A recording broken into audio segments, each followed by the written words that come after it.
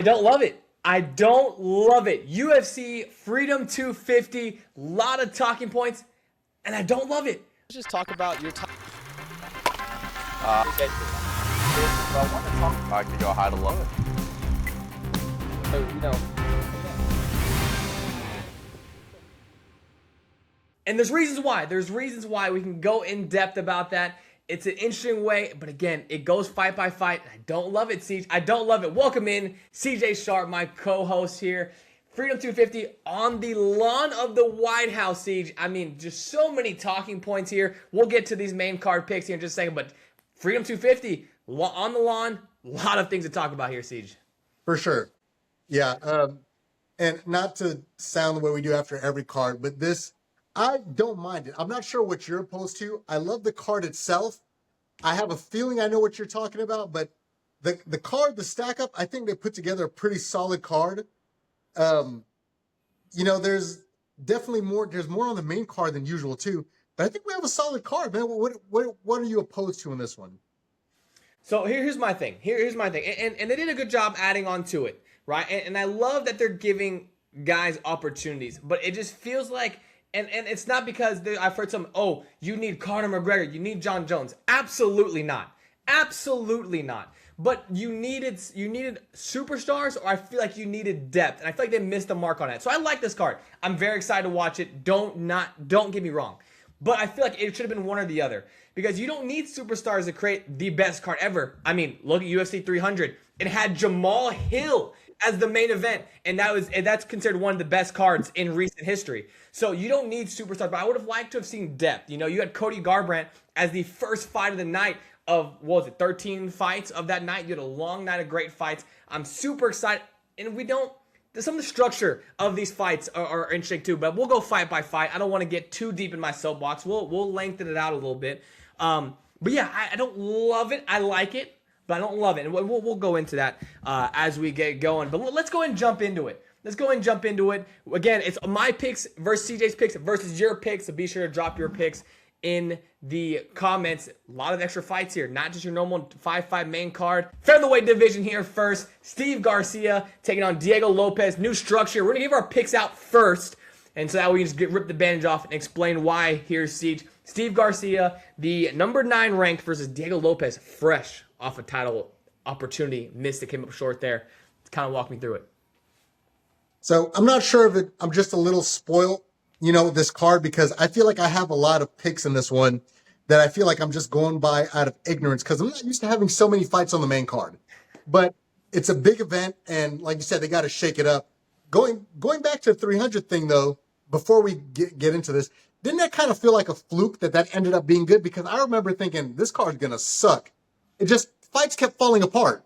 So I felt like it wasn't for a lack of trying. They were trying to put that star power behind it. And then I watched and I was like, oh shit, it worked out. But it almost felt like it wasn't going to, right? Right up until the night of the event. I remember thinking, yeah, there's a couple big names, but I don't like the opponents or vice versa. Yeah, well, I feel like to me, what saved it was the depth. I feel like it wasn't like, oh, main event. It was like, oh, I have to tune in for the first fight up until the end. I mean, you have so many big names that were on the prelims of that fight that could have been on any main card co-maining fight. So I feel like that's what kind of saved it. And I feel like, luckily, this does have a little bit of superstar and that does save it. But when you think White House card, I would have thought O'Malley would have fought someone different, because Corey Sandhagen maybe, just more superstardom names. But if not, at depth, that's completely fine. Jamal Hill is the main event, is one of my favorite cards of all time. It's unbelievable. I can't stand that guy. Yeah, it was great. It was great. And I was talking so much shit about that card before. So yeah, they definitely turned that one upside down. Sorry, not to throw off our little flow here. Yes, we're going to go with picks first. I'm going to go with Diego Lopes on this one. I don't know. When I first initially made that pick, I felt like maybe that was a safer pick, but not necessarily. I know he's coming off of a loss, and I mean, say for anyone not being Volk, he's a pretty solid pick. But the Mean Machine over here, he's coming up too, man. And I don't think Diego Lopes is the stepping stone type as of yet, but I definitely feel like this is kind of one of those fights where this could help propel one guy, towards the top of the division, or, help Diego get back in there. I don't think Diego gets another shot unless the belt changes hands, to be fair. But, at least it keeps him in the talks for the top 5. Yeah, no doubt about it. And I was kind of confused about the construction of this one too. I mean, hey, don't get me wrong. I mean, you have Steve Garcia, 7-fight win streak. I mean, he's built up the hype, but he's currently the number 9 featherweight, taking on the guy who just fought for the belt twice. So it's one of those things where I'm like, I wonder why. But again, I do like it though. Steve Garcia is really, really exciting. It's a closely odds fight, plus 148, and then minus 192 to Diego Lopes as the favorite. I'm sticking with you. I'm gonna go Diego Lopes as well. It just looks like unless you're Volk, he's kind of gotten the better of you. And again, what creates Garcia so exciting is that you kind of look at it and 11 of his last 12 wins are via KO or TKO. He's putting guys away.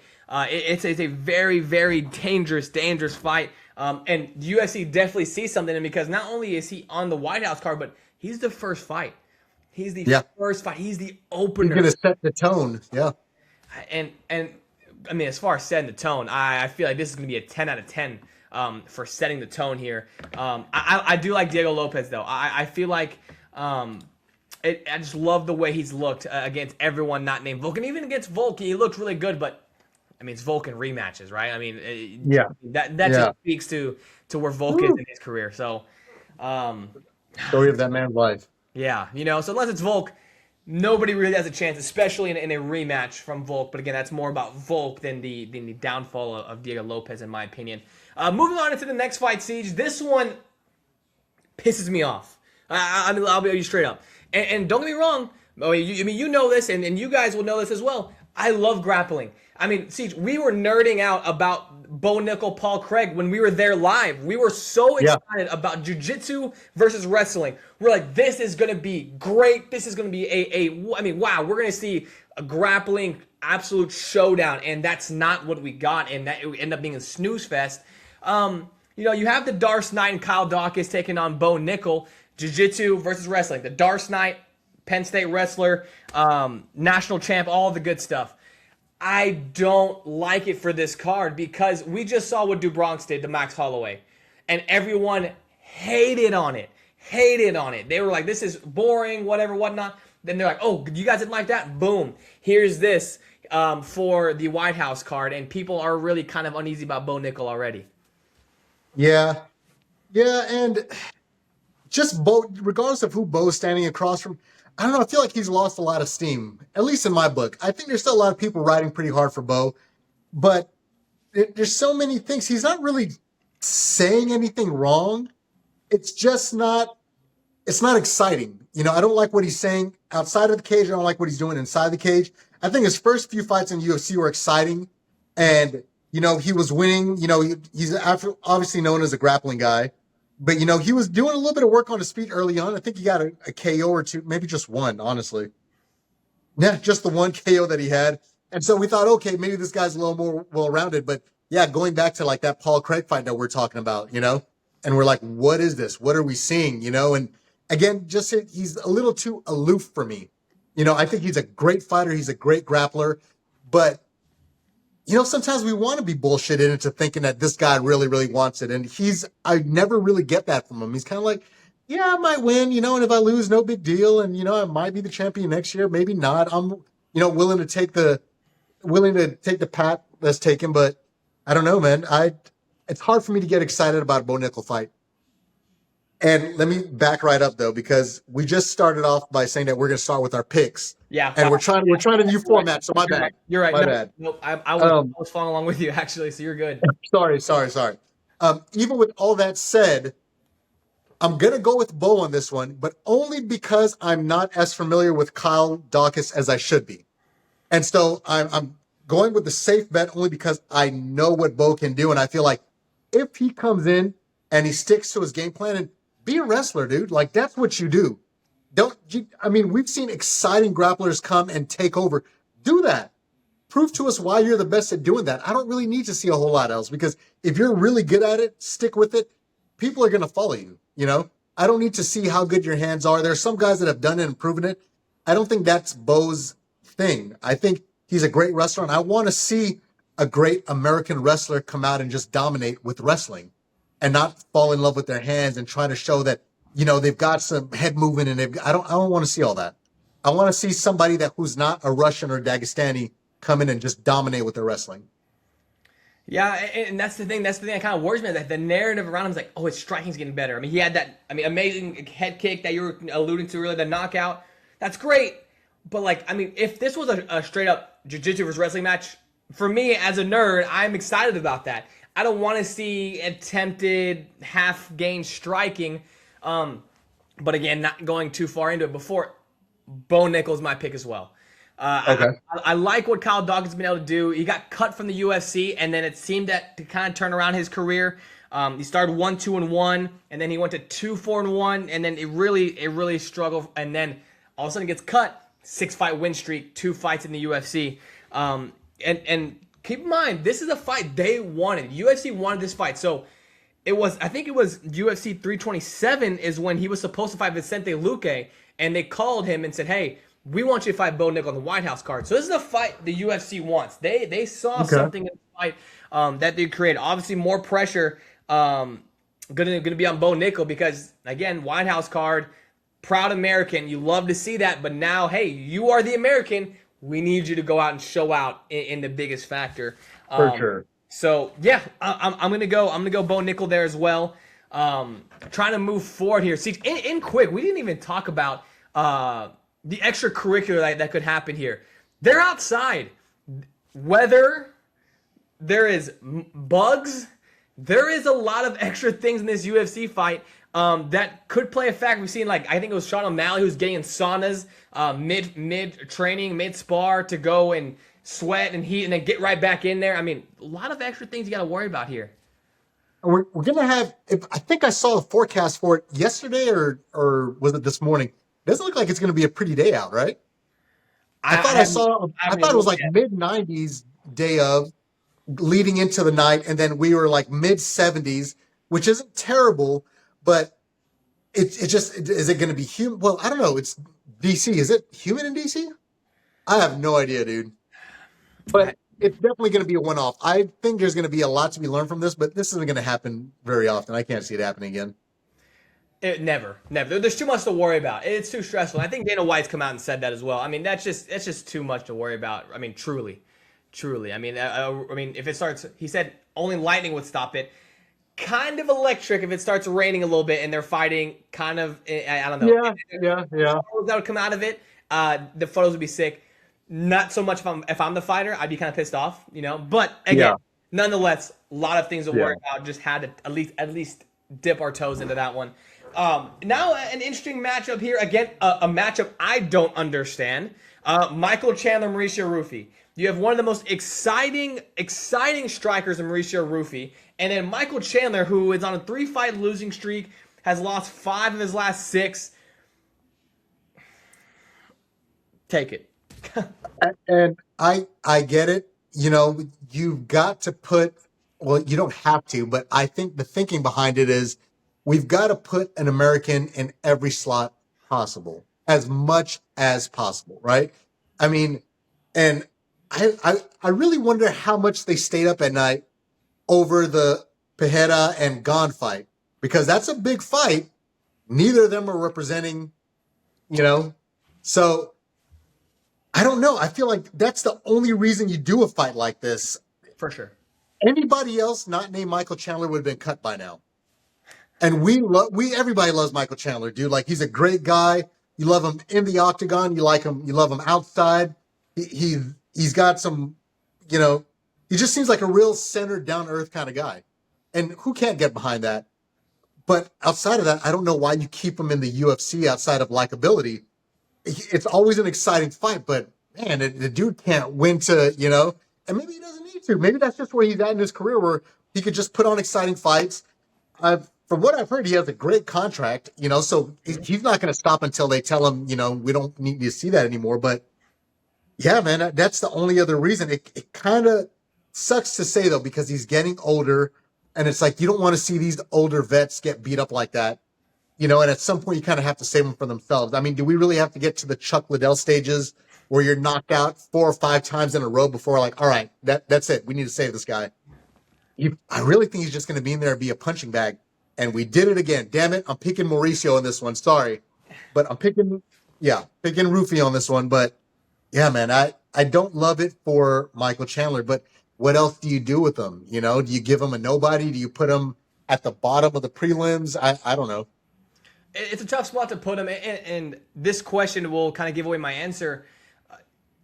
So you say that you want an American, and I love it. And Michael Chandler, not only that, is another proud American. He's always wearing the American flag proudly. I love it. I love it. I love it.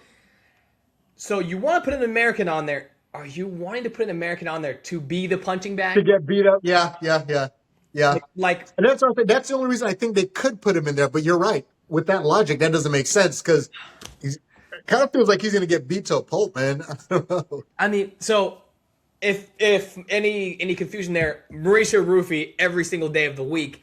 And again, I love Michael Chandler. I looked like a fool because against when Michael Chandler on Patty the Batty, I'm like, oh, there's no way. There's no way. Is there anybody in the world who thinks Patty beats Michael Chandler? Every time Michael Chandler is fighting, he's always fighting Oliveira, Poirier, Gaethje, Oliveira again. He's fighting the best of the best and just coming up short, and 9 times out of 10, he clipped them and hurt them. So Michael Chandler, I feel like, here's champ status, here's Michael Chandler. So I'm like, oh, Michael Chandler 10 times out of 10. And I looked like an idiot. And Patty completely whooped him. So I'm not off the train by any means, but I'm just saying, I love Michael Chandler. I do. I'm a big Michael Chandler. Yeah. Also love him. And I feel like because we love him is a good reason to, save him from himself, man. Golly. Give him somebody a little easier, dude, because Rufy's a sniper, man. Rufy's so accurate and just nasty, man. And we're a long ways away from the, head kick to the face of, knocking out Tony Ferguson. That was a lifetime ago now, So, yeah, I feel like his best days are behind him. I think, that's not controversial to say. I mean, I feel like everybody pretty much agree with that. Yeah, it's kind of weird because you look up and he's 40 years old. Oh. Oof. And physically, he looks great. He's in great shape. Oh, yeah. But that's only a very small part of the whole story, right? I mean, it's everything else. So not an ounce of fat on him. And I feel like and for this is a good matchup also stylistically for Rufy because Benoit Saint Denis just took him into deep waters. That's what Benoit Saint Denis does. He's a finisher. I think he's one of the most underrated fighters in the UFC. But other than Benoit having that kind of style, a striking matchup completely favors Mauricio Rufy. So you have an American going to get squandered there. Moving on, you have, hey, this is a good fight for the Americans. I mean, it's a win-win opportunity. You got the big fellas. Really interesting one here. You got Derek Lewis, who's absolutely hilarious, loved by many. And then you have Hokit, who is an American loved by most, possibly, growing on people. Maybe people are jumping off of it. Maybe it's becoming too much. There's a lot to go on there. Heavyweight fight, getting the big boy siege. Who are we taking? It's okay. Doing it correctly. Go with Hokit on this one. Not going to pick against him anymore. I don't know how I feel about Hokit. I'm not picking Hokit because I like him. It's just from what I've seen over, his last few fights. He's still new in the UFC. He's doing a lot, man. I could do without all the talk, even though it is fun sometimes. But it's too gimmicky. Like it's too fake. Like at least pretend like that might be who you actually are. Like it's so obvious that it's a show, and it's beyond cringe. I mean, I thought that was reserved for Triple C, but he's got Triple C beat by a mile, dude. It's really, really bad. And all the little poetry and stuff and all the stuff he's I mean, he's put a lot of work into this character. Yeah. But I feel like the few times I've seen him do interviews where he's just being a normal guy, I actually like that guy a lot more. He's still very interesting. He's well-spoken. It's just the WWE thing is too much. Even Michael Chandler knows when to dial it back. Yeah. And I feel like Josh Hokit hasn't figured that out yet. But would he be on this card without all that? I don't think so. Mm-mm. He literally talked his way. I mean, and he's been putting on some badass fights, and he's getting it done. Yeah. But that mouthpiece is what got him on this card. No doubt. And yeah, man. And then I say all that, and as much as we love Derek Lewis, I don't love what I saw in his last fight out. Derek Lewis, another guy, he's up there in age, man. he's up there, and it just looked like he was just there to collect a check, and I felt like a mark. It's like, dude, you just came in and you were just trying to get out of there as quickly as possible. I felt like there was more in the tank. It didn't look like he was tired or he was just, he was just like, no, I'm cool. I'm going to get paid one way or another. So I'm out of here, guys. Catch you on the next one. I wasn't feeling it. And not that Derek Lewis gives a shit about what anybody thinks. See, that's always been his thing. He could care less, but I don't like it at all. And I think this is going to be more of the same. And it's really, really unfortunate because he's another guy that's getting up there. And it doesn't feel like that's the way to bow out gracefully. It's kind of sloppy. I mean, I truly believe you hit every note that I had in my head, in my notes, everything. I mean, I think that was a 10 out of 10 breakdown, Siege. Yeah, well done. I'm also going Josh Hokett, and that's a testament to Hokett, but also, I mean, just, again, not to literally be on repeat, but what the heck performance was that against Waldo Cortez Acosta? He got knocked out, and look, he pulled like a Charles DuBronx with no jiu-jitsu. He got knocked, and he was just kind of laying on his back, and he's like, like coming to my guard almost, like what? Yeah. Like that's not a heavyweight who doesn't have groundwork, like. And then Hokett putting on an absolute masterpiece, one of the best heavyweight fights I've seen in a very long time against Curtis Blades. You don't see a 15-minute, war like that. Turnaround time may be concerning because again, it was a war. But again, I think also what, like you mentioned, his mouth is the only reason he's in this opportunity at all. And not only this fight, but the last fight. I mean, he went from fighting Denzel Freeman in the early prelim to at the top of the main card against Curtis Blades. Yeah. I mean, just skyrocketing, and there's no in between. This is a former NFL football player who always had the wrestling background and then goes to the NFL, comes back into the sport of MMA, has success. UFC signs him 2 fights here and there, boom, at the top. Dana White Contender Series guy. Give me Hokett. Cringy, though. I think where it reached the limit for me was that last press conference where they escorted him out. I'm like, ew. Yeah. I love it. It got you here, so I guess don't get rid of it. But for me, it's like, all right, that's it. But dial it back now, right? Like, you're here now, right? Like, what else do you have? Because it gets old, and it's not that clever. Like, there's certain guys where like you look forward to it because there's something there and you want to hear it, but it's not that clever. It's really, really cringy. It's like, I get it. You want to be an ass and you want to be this and that, but the voice, the mannerisms, it's all completely manufactured. I could even take it a little more from Colby, and I wasn't the biggest Colby fan, but with Colby, it was a little more polished, and Hokett is just going full WWE, and it's gonna, yeah, man. If he can't keep winning this way while doing it, he's not gonna have anything to fall back on. Right. And I think at this point we need to see a little more because I think there's more to Hokett, and he seems like a pretty stand-up guy when he's not putting on this show, Yeah. But again, what do we know? Again, would he even be here without all that? And I really don't think so. No. So. No, definitely not. And yeah, I liked Colby Covington. I think he was one of the more overhated guys. I know there was hate, and there should be because that guy was kind of an idiot sometimes. But I thought it was a little bit too much at points. But again, that can be we keep talking about potential segment, Siege. Let's nail some of these down. Man. We do. We got some fun segments, so be sure to be tuned in for that. If you guys haven't already, be sure to subscribe. Come hang out with us, and again, drop your main card picks in the comments. Running a promotion. So if you beat my picks and CJ's picks and you're at the top against all of the other people, there's a prize waiting for at the end. Moving forward, now another interesting matchup here. Top, again, I thought this could have been different, but I do end up liking it, though. You got Sean O'Malley taking on Aiemann Zahabi. Fun fight in the bantamweight division. Is O'Malley still at the top? It's kind of feeling like, okay, how elite are these guys? 135 or Siege, who we got? All right. I was back and forth on this. I'm gonna go with Sean on this. I'm gonna go. I mean, I still feel like Sean has got a lot in the tank. Um, I don't know. I'm gonna go with Sean on this. It might be the slightly safer pick here, but I don't know, man. I think he's still got a lot to prove. I think he still wants it. He's another guy.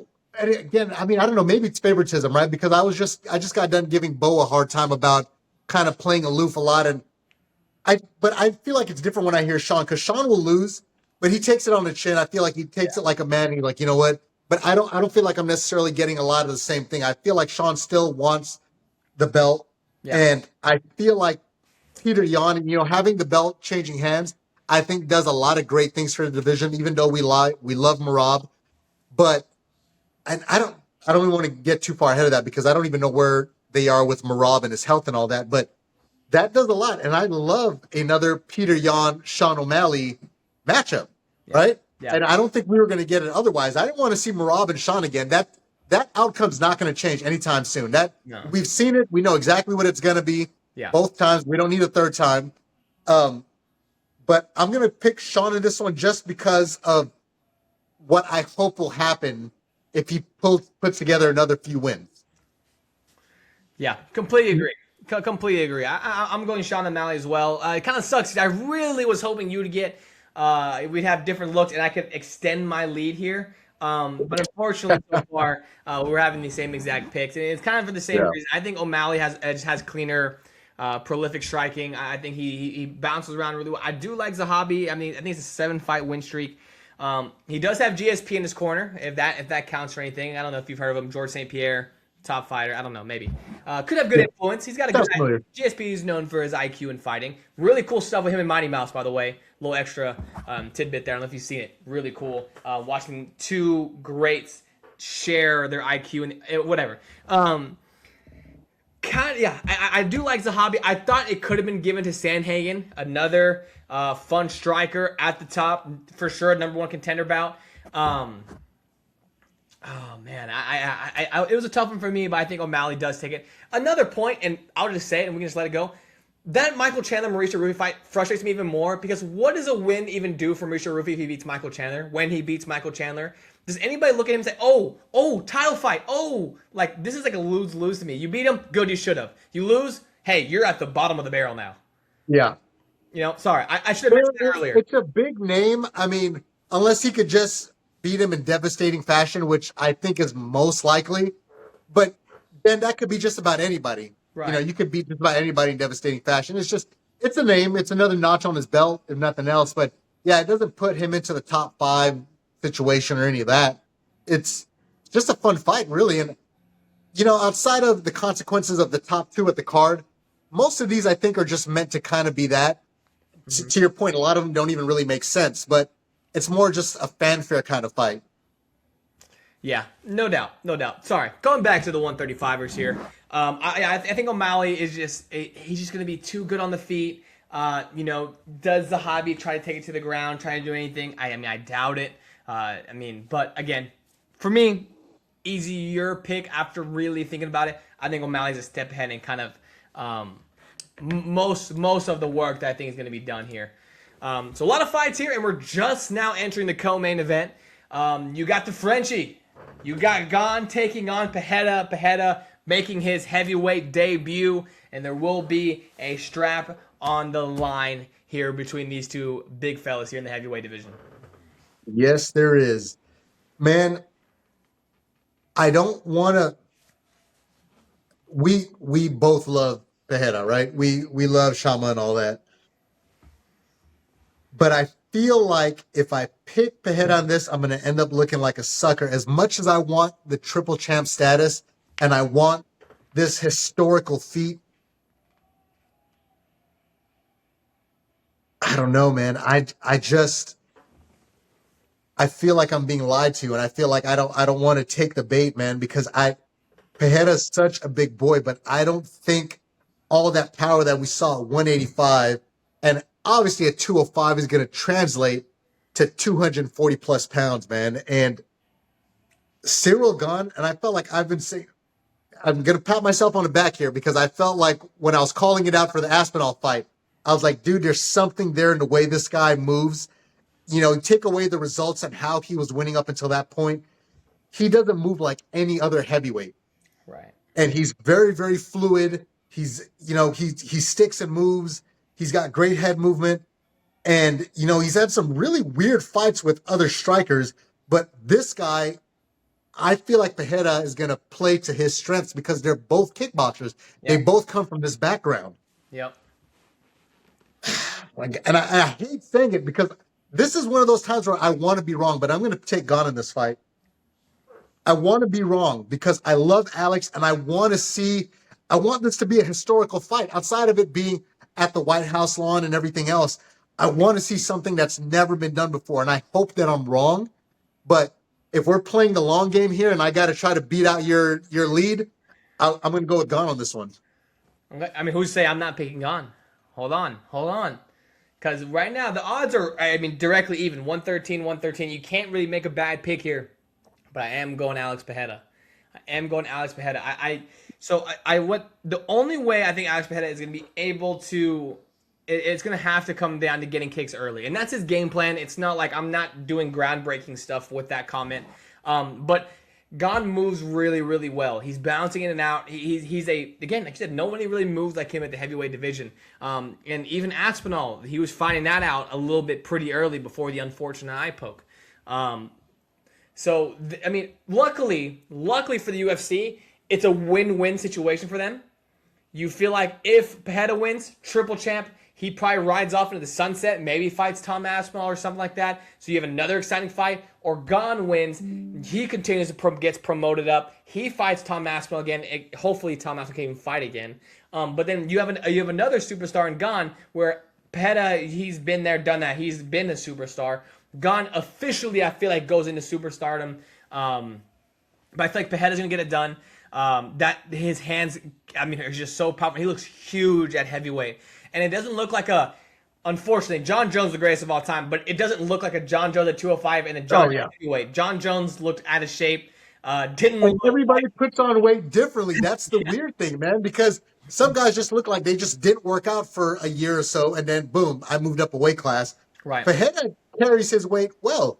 It's just he filled out. He didn't just get a gut, right? He filled out. But, yeah, man, it's how is that power going to translate? And that's always the question, and we don't know. Sometimes it works out beautifully, and sometimes we see, you know what? This guy wasn't as big as we thought he was, and Gane is he's a monster, dude. He's a heavyweight monster. He is so big. Yeah. And he's always in great shape. And again, his movement, and Pereira's good at coming forward, but I just feel like Gane is going to touch him up and move around. And Gane does have some power there. Oh, yeah. It's just, if he knocks out Gane, I'm just going to flat out just lay out on the ground and just stare off into the abyss because I won't even understand it because then that's otherworldly power, dude. I don't even know how that would work, but I don't know, man. I don't think Pereira's going to come in. I don't think any of these guys are going to come in and do anything other than what we've ever seen them do. It's just, how does that work out stylistically? Yeah. And, like I said, this is one of the few times I'm rooting for you, bro. I hope that you're right because that would be amazing. That would be amazing. But I'm going with Gane on this. I'm going to stick with my pick. Yeah, if he gets put out, keep in mind, Gane's the guy who faced Derek Lewis, Ngannou, didn't get knocked out by Ngannou. That went to decision. Bam Bam Tuivasa before Bam Bam became irrelevant. Obviously, John Jones, Sergey. Poor Bam Bam. He's fought the who's who, fought some of the best and strongest guys in that division. I just feel like Pereira, I don't know. It's so. Just on a small side note, how crazy is it that this fight is happening at the White House and John Jones is not involved with it? All because he didn't get the payout that he wanted, or he, ducking or not ducking Aspinall. I'm still not on that train, but dude, how amazing would that have been? John Jones versus Pereira. You talk about there's not a bigger American that could have been on this card, but John Jones is doing a lot of bullshit, dude. Goat or not, man. Come on, man. Get it together. Do it for the fans once. I know you got to look out for yourself and you got to, watch your pockets, but do it for the fans at least once, man. John Jones sometimes feels like the most selfish fighter. Oh yeah. Because we get so excited. He's gone for 2-3 years and he's back. And then we know that we're going to end up just waiting around for him. And at this point, it just seems like it's indefinite. I don't think he's coming back. Yeah. And I don't blame Dana for not putting him on here because you can't rely on John. No, absolutely not. That's a disaster waiting to happen, unfortunately. Yeah, you can't put John, but imagine if he was. Imagine if he was. But I will say we do have a level of superstardom when a guy jumping into the GOAT's ranks here for the main event. For me, truly feel like it's a win-win. I mean, you have Justin Gaethje on Ilia Topuria. You have Ilia Topuria absolutely looking like he's untouchable, and then you have Justin Gaethje, who I feel like has an opportunity to ride off into the sunset himself. Yeah, man. And kudos to Justin for staying.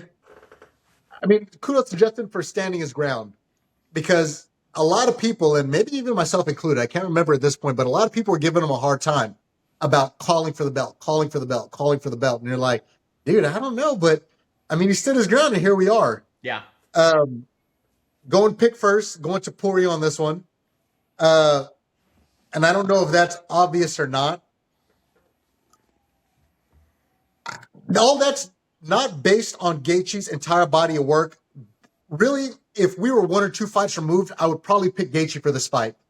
This is solely based on Gaethje's last performance, and it's even with a win. I don't like what I saw with Patty, man. It didn't feel like classic Gaethje, and that was the only thing that worried me because I can't remember. I don't remember if I picked Gaethje on that one. I should have. If I didn't, shame on me. But I feel like I picked Gaethje on that one. You did. And he did win. I just don't like, he didn't look sharp, man. He looked kind of, I felt like he got it done, but it didn't look good. He didn't look good doing it. He didn't look crisp. He didn't look fresh. He looked like an old fighter that just, it felt like somebody who just really relied on his experience up until that point. Which Patty obviously didn't have, and he leveraged that, in his favor. But I don't like what I saw. Again, if we were about 2 or 3 fights removed, even post Max Holloway, I would have picked Gaethje. But just based on that last time out, I'm going to take Topuria on this one. Yeah, for me, it's a pretty easy call. I'm going to Ilia Topuria as well. I mean, it is what it is. I love Justin Gaethje, but like you said, he fought that entire fight like it was the 5th round and he was down 4 rounds to none. It looked like he was going for broke, head on the center line, just chin up, like one of us isn't going to get knocked out type of mentality. Like he fought the entire fight like he was down and he needed a finish right then and there. I just didn't like it. And he looked gassed. Yeah, I don't expect him to do the same against Topuria. I mean, at least he better not, or it'll be a first round finish. I'd imagine he goes back to clean cut. He has to. I can only imagine. If he comes out going for broke again, it's going to be over in a hurry. Topuria is too good at taking angles, cutting off the octagon, and doing, just anything striking, and obviously high-level jiu-jitsu guy as well, but the striking is so pure. It's got to be Ilia Topuria. And again, I truly believe that this, we talked up, don't even want to bring up that last card and how that one made us feel IQ-wise.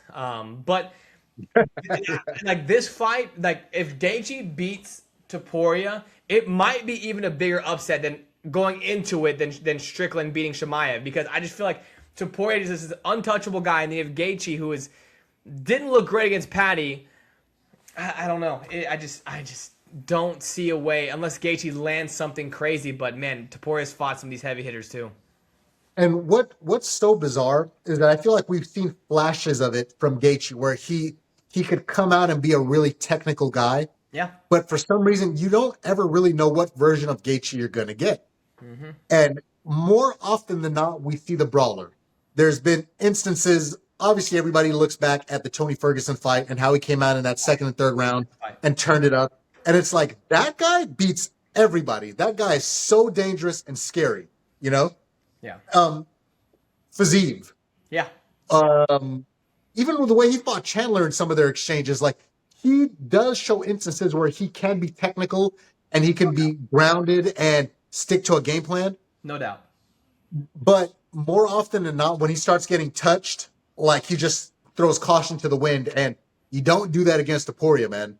It's going to be a quick night if you do that against Topuria. All I'm really hoping out of this one, I feel like I know the way it's going to turn out. I just hope we don't see Justin getting a life-changing beating, almost karmic, what he did to Tony. Tony was never the same, right? Tony was never the same after that beating that Justin put on him.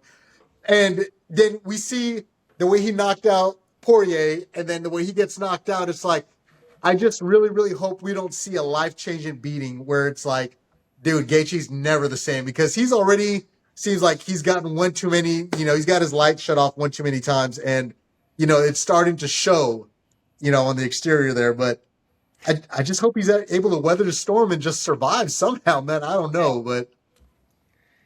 Another unfortunate opportunity. I don't know what you want to call it, but another fight that we have the American, in our opinion, getting slaughtered, going to be a punching bag in that octagon, which is super unfortunate. Again, I love Justin Gaethje, man, but Topuria is just on a different level. But again, Topuria is also a human, right? I mean, sometimes when these guys are undefeated, we look at them like they are untouchable. It's weird because so I go back to the Josh Emmett fight when he's back at 145. Emmett was landing. Now there was a 10-8 round, maybe a 10-7 round even going in there. But Topuria didn't just look. I mean, he did look levels above, but he didn't just knock out Josh Emmett in the first round. And that was it. That fight went to decision, right? And that's Josh Emmett, heavy hitter, good fighter, but not the greatest, right? Elite. And so you're like, oh, he's going to decision against Josh Emmett. Now, Topuria's gotten better since then. That was only back in, 2023? Yes, 2023. So he's gotten better, obviously, but, I mean, just not untouchable. Let's not forget that, right? Izzy, at one point, looked against Paulo Costa when he was fighting. Oh, Izzy is Israel Adesanya is the best fighter of all time, possibly. So reminding myself that maybe I'm holding on to that for Gaethje's sake, and so Gaethje can actually win the ultimate prize. He's been the interim for a little bit and won the vacated belt, but... Yeah. If anybody deserves it, man, it'd be Gaethje. It would have been poor Dustin.